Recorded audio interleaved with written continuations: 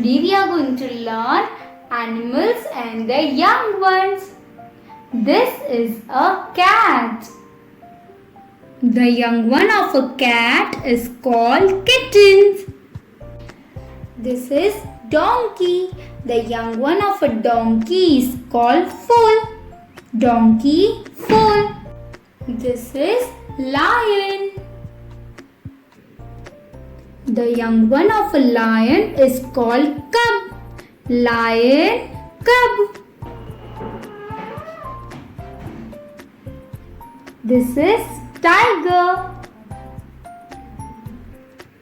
The young one of a tiger is called cub. Tiger, cub. This is horse. The young one of a horse is called foal. Horse, foal. This is zebra. The young one of zebra is called foal. This is monkey. The young one of a monkey is called infant. Monkey, infant. This is cow.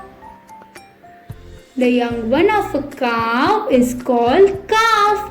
Cow, calf. This is giraffe. The young one of giraffe is called calf.